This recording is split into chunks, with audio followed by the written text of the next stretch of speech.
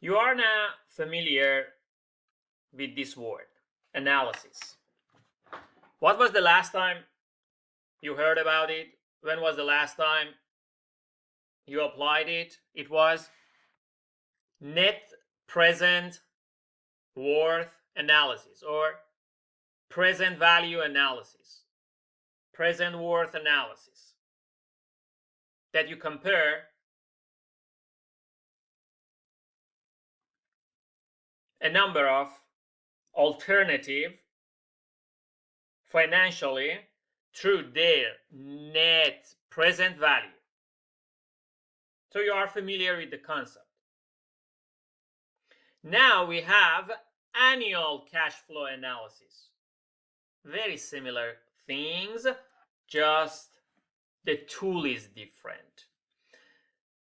And it is famous for annual cash flow because here you are comparing to, for example, two alternatives, alternative 1 and alternative 2, through not the present value, through their annual cash value. What does it mean? It means, in simple words, their payments.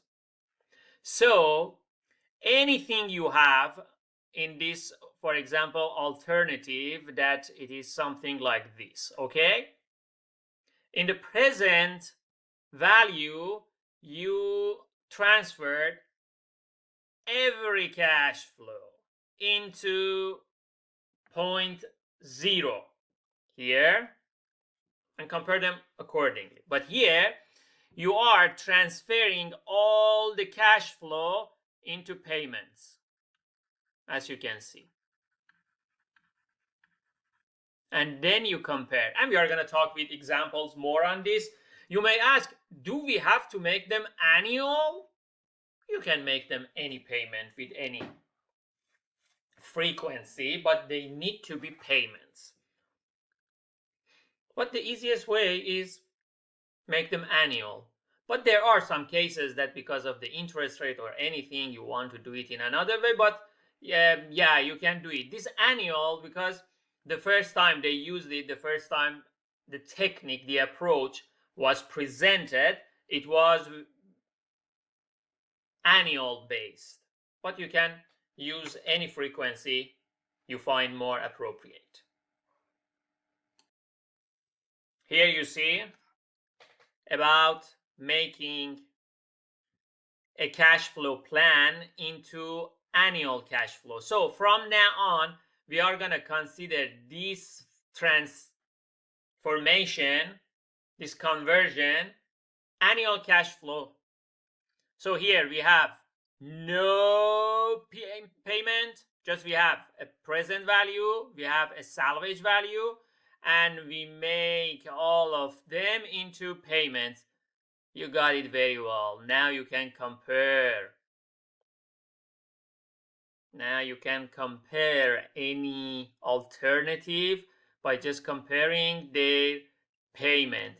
And since it can continue like this, you are free from the load of calculating lowest common multiple. So it's the advantage of this calculation over the other.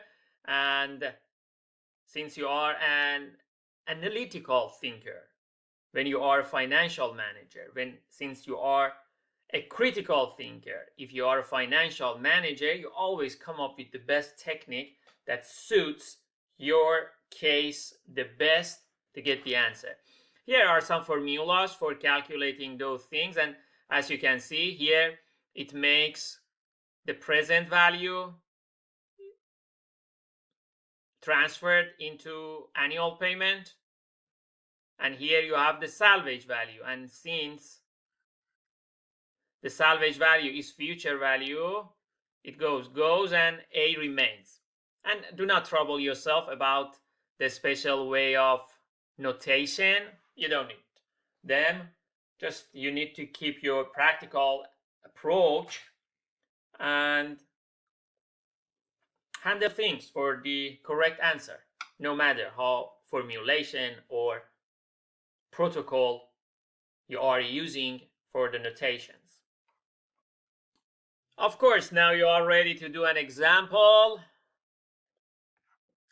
In this regard, now we have two devices, device A, device B, and I want you to do the analysis.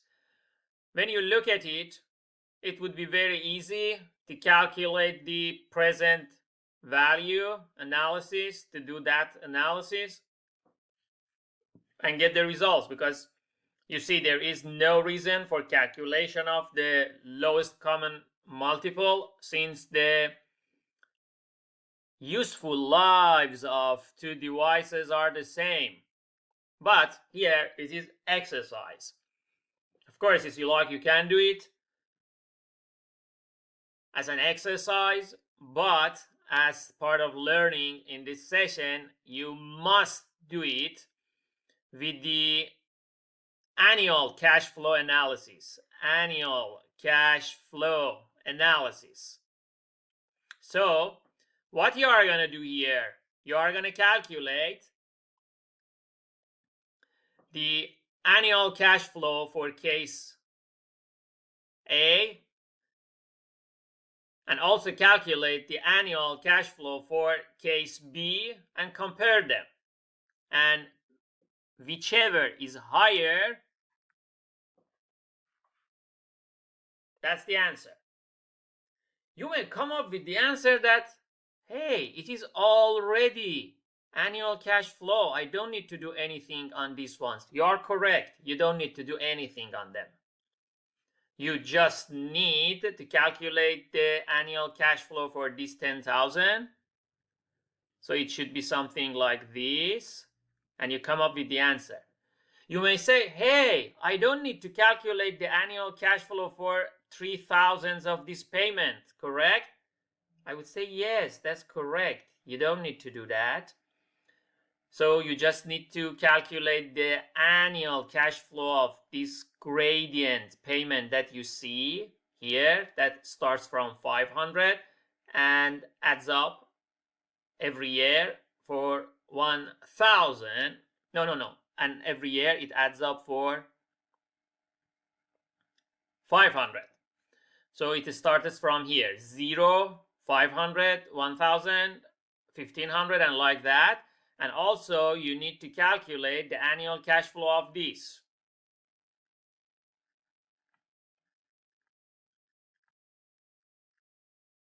It's a great gym for brain, doing financial analysis, because logic is the first thing works over there. You don't need to memorize anything. It is just common sense. That's the reason after a while you are working in this field and getting practiced, challenged with many analyzes, you find your brain in a higher level in comparison to before. Because in any analysis, the case has huge respect for your own independent thinking. That's the beauty of finance. Okay, buddies, stop the video and start working on that, because in a shortly you will see the answer I will show you. Just one thing it is missed here is the interest rate for this example is 7%. Okay, here we are calculating the annual cash flow for device A on the left and annual cash flow for device B on the right. Okay, one thing that we have is this 3,000, so it is already annual cash flow. So I put it here the same way it is, 3,000, but here I'm making this $10,000 annual cash flow, as I told you, over here. So the formula, as you can see, I'm asking payment of 7% for 5 period, and the amount is 10,000. So it is the annual cash flow of this 10,000 here cost equals to 5 annual $2,438 cost. So summation of these two things give us this result, 561. We go for device B. For device B, I have this $3,000 here. As we talked about, it is already annual cash flow, so I put it over here. Another things we have is annual cash flow of 13,500 here, as you can see. So it says that it equals to 3,292. And another thing that we have is annual cash flow of this gradient. The annual cash flow of this gradient is payment of 7%, 5. Here, first I have calculated the present value of this cash flow. How I did it? I did it with net present value, as you can see here. Absolutely, you have right to say that. There was no need for that. You could at first calculate the present value of everything, add it to this, and create the payment. That's correct. The reason I'm doing it in this way, just I want to show you how a cash flow can be considered as a modular structure that you can detach, that you can disassemble all the parts, and at the end assemble them correctly. Still you get the right answer. And remember, here we are to learn, and for learning to get that theoretical rigor, you need to be that much curious about different options. So here we get 639. So of course device B will be chosen because it provides higher savings for us. But before I proceed to the next slide, I want to open a new topic, that is financial engineering. What is financial engineering? That is a very popular